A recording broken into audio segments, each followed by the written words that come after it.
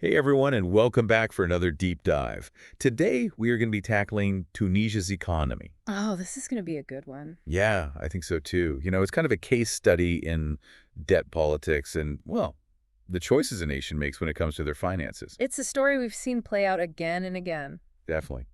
And we've got a really fascinating angle for this deep dive. Oh, We're going to be looking at things through a feminist lens. I like it.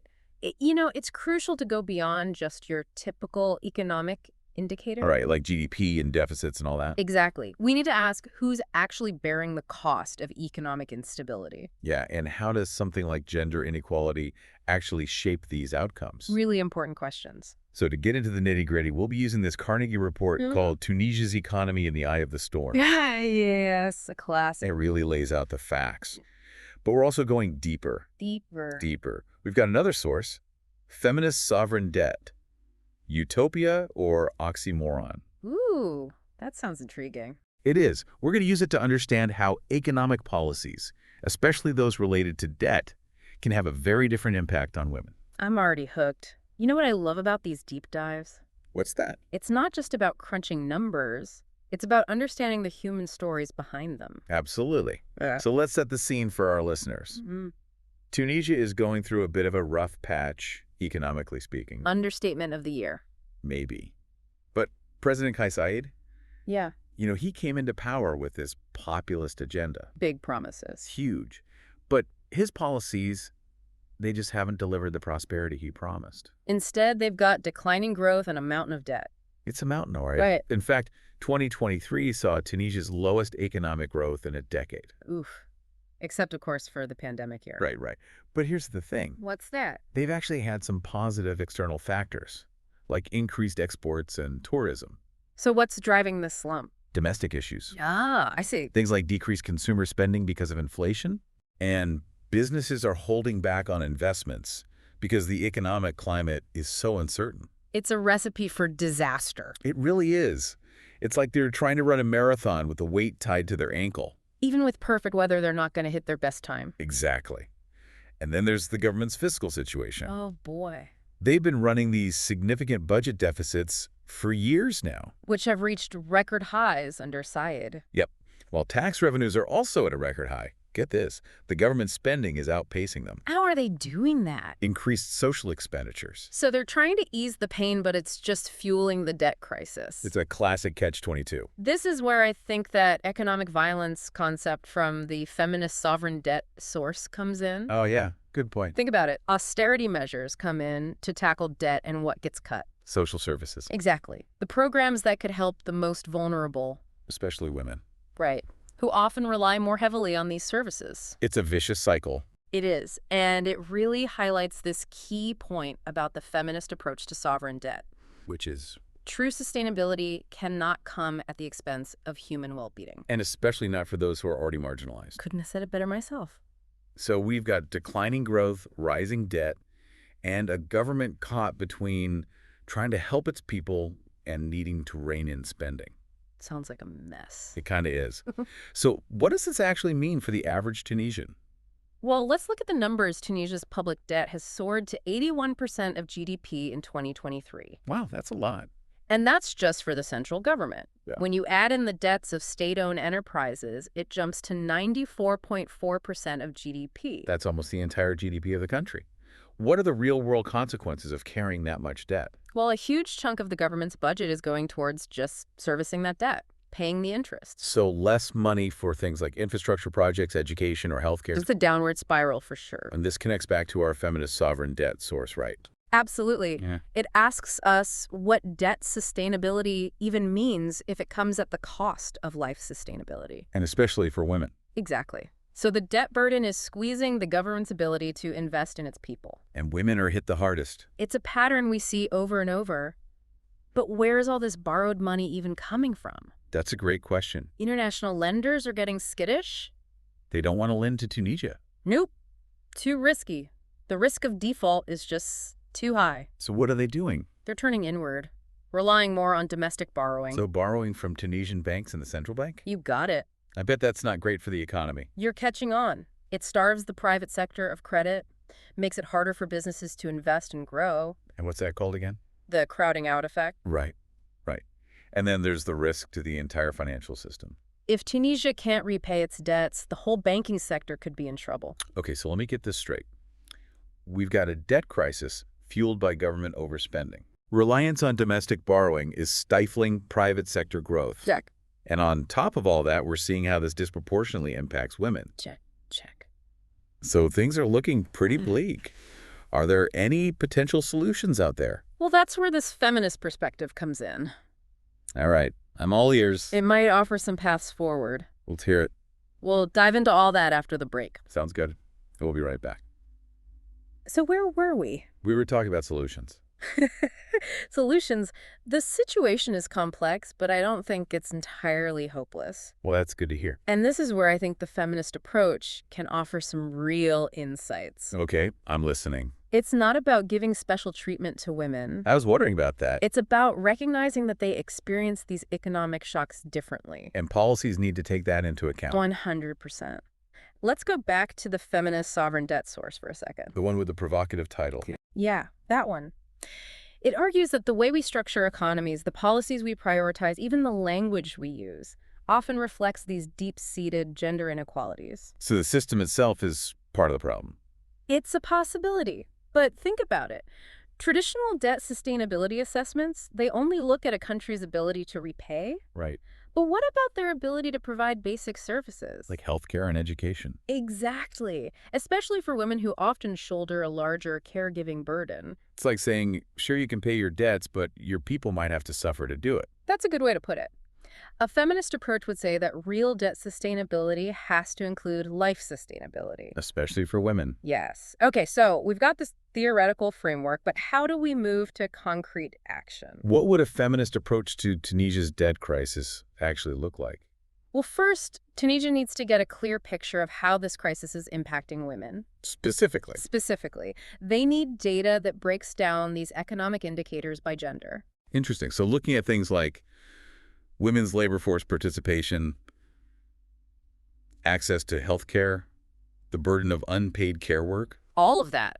It's about moving beyond the aggregate numbers and understanding the lived realities of women. On the ground. Yes. And once you have that data, you can start designing policies that are actually gender responsive. So, for example, investing in affordable childcare. could that help? It could. It frees up women to participate more fully in the workforce. It's not just about giving financial assistance. It's about addressing the structural barriers that women face. You're getting it. And we can't forget about including women in the decision-making process. Right. More women at the table. Not just as tokens, but as active participants shaping economic policy. A more inclusive approach. Exactly. And that includes engaging with civil society organizations. Like women's rights groups? They have so much expertise to offer. This is reminding me of the gender-responsive budgeting idea from the source. Oh, yeah, good one. Can you remind our listeners what that is? Well, it involves analyzing the gendered impacts of budget decisions Okay. and then allocating resources in a way that promotes gender equality. So being intentional about how the budget will impact women differently. Exactly. And making sure that resources are allocated in a way that closes gender gaps. Rather than widening them. Right. This approach has been used in other countries. With some promising results. So for Tunisia,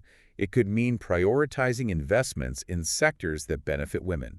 Like education and healthcare. It's about shifting the focus from purely economic indicators to a more holistic view of well-being. A view that includes social and gender equality. And I want to be clear here. It's not about pitting women against men. Not at all. It's about creating a system that works for everyone. Because when women thrive, societies thrive. Preach. So we've talked about data, gender-responsive policies, and greater inclusion of women in decision-making. What other concrete steps could Tunisia take? Debt restructuring is a big one. Okay. The source challenged the assumption that debts must always be repaid. No matter the cost. Are we talking about debt cancellation? It's on the table, especially if repaying the debt forces cuts to essential services. But it's a complex issue. Very complex. No easy answers. This feminist approach seems to encourage a more nuanced view of debt management. Context-specific, not one-size-fits-all. It also highlights the need for transparency and accountability. Absolutely. How are these debts incurred? How are they managed? Citizens need a voice. Especially women. They need to hold their governments accountable. Transparency and accountability build trust. And ensure that the debt is used responsibly. To benefit everyone, not just a select few. This has been really helpful. I feel like we're getting a clearer picture of what a feminist approach to Tunisia's debt crisis could look like. Me too. We've covered a lot of ground. But there's one more piece of the puzzle: Which is, Tunisia's relationship with the IMF. right, President Said hasn't exactly been eager to engage with them. Not exactly. But given the severity of the crisis, cooperation might become unavoidable. But the feminist sovereign debt source was pretty critical of the IMF. They argued that the IMF's austerity measures can actually make gender inequalities worse. So what's the solution? How can Tunisia work with the IMF while staying true to this feminist perspective? Yeah, that's a good question. It's a question we'll tackle head-on in the final part of our deep dive. Can't wait. Stay tuned, everyone. All right, we are back and ready to wrap up our deep dive on Tunisia's economy. It's been quite a journey, hasn't it? It really has. We've covered a lot of ground, from their debt crisis to the risks of domestic borrowing and, of course, the really crucial question of gender equality. And how all those pieces are interconnected. Exactly.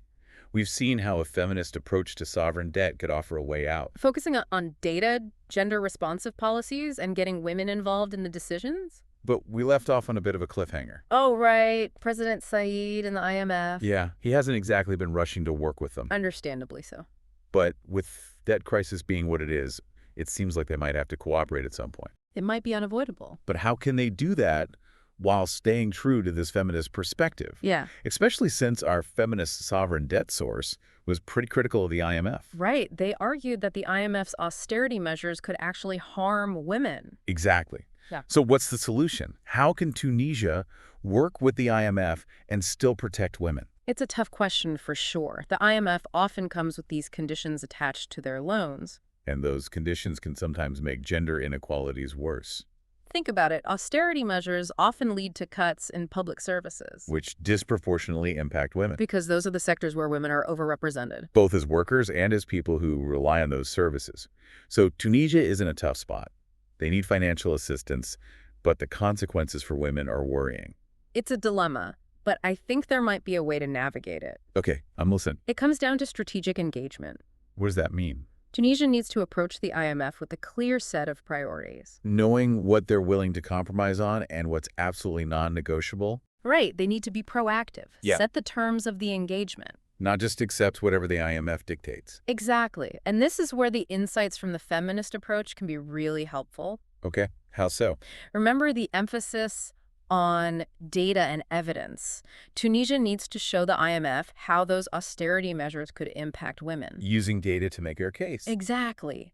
They need to demonstrate the potential negative consequences and propose alternative solutions. Solutions that are more gender responsive. Right. It's about using data as a tool for negotiation and advocacy. I like it. What else? Don't forget about civil society organizations. Especially women's rights groups. They have such valuable expertise. They understand the local context and can provide insights into how IMF policies might affect women. So involve them in the negotiation process. Give them a seat at the table. Make sure women's voices are heard. It's about creating a more inclusive process where everyone's perspective is considered. And of course, transparency and accountability are crucial. So any agreement with the IMF should be public. Absolutely. Citizens need to know what's in it, especially women. They need to understand the terms and the potential implications. And be able to hold their government accountable. Exactly. It's about making sure that any agreement with the IMF isn't just a deal between elites. But something that benefits all Tunisians, especially the most vulnerable. Well said. This feminist approach really provides a framework for tackling Tunisia's economic challenges One that prioritizes both financial stability and social justice. without leaving anyone behind. That's the goal. This deep dive has been incredibly insightful. We've explored Tunisia's economic situation, the potential problems with traditional debt management, and how a feminist approach could lead to a more just and sustainable recovery. We've covered a lot, but remember, these issues aren't unique to Tunisia. They're happening all over the world. So as we wrap up, let's leave our listeners with a final thought. How can we apply these insights from the feminist approach to other contexts? How can we make sure that economic policies everywhere are designed with everyone in mind? It's a question worth asking. Thank you for joining us on this deep dive. Until next time, keep questioning, keep learning, and keep working towards a better world for all